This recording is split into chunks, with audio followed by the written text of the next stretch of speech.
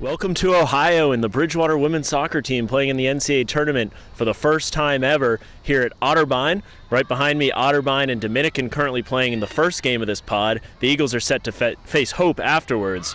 Bridgewater getting their first bid in dramatic fashion as they were the 64th and final team announced on the NCAA selection show.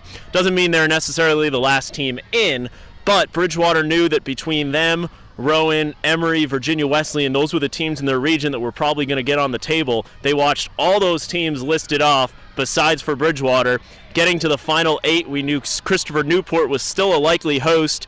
That pod came up, Bridgewater not announced. Finally, the last pod announced was Otterbein. You generally have to be within 500 miles in NCAA Division III first-round games. Bridgewater technically within 500 miles, but it didn't seem hopeful when two teams from further out west were announced. And then finally, the 64th team was Bridgewater. Let's check out the reaction from the team when they found out they were going to NCAAs for the first time. Matches up with Bridgewater, Virginia.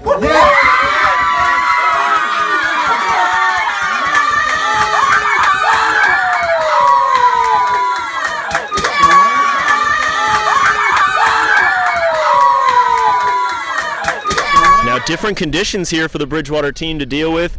It's cold, windy, it was raining most of the day, not currently raining, and it's also a turf field here while the Eagles normally play on Bermuda grass. But hopefully their style of play might actually be conducive towards this. They've been very good defensively this year, 11 shutouts, very hard to break down. Most of the ODAC top teams did not score on them in regulation. They also can play 3 in the midfield and really be tough to break. And they got speed up top, especially with Bailey Kratz.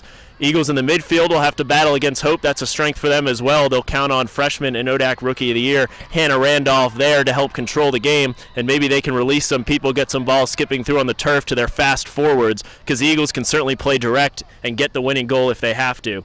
Let's see what WHSV TV got in terms of comments from Randolph and Morgan Todd this week at practice about the team's NCAA trip. Like past season, we've gotten to play some really high-ranked teams, so I see it being a challenge that we get to play higher level teams, but also I think we're going to be pretty good at handling that because we're just excited to be able to play them, and it's just a new environment. And playing in a new place is always exciting. I know a lot of us actually like playing at night, so the night games are kind of exciting too. We also have a lot of fans coming, parents, and even our president here at school is coming, so the support and just ready for the game. So the hosts Otterbein and Dominican just kicked off at 5 p.m. Bridgewater's game against Hope will start at 7:30 p.m. if we don't get overtime or a shootout here that pushes it back a little. If the Eagles can advance to the second round and grab their first ever NCAA tournament win, that second round game would be back here tomorrow night at 7 p.m.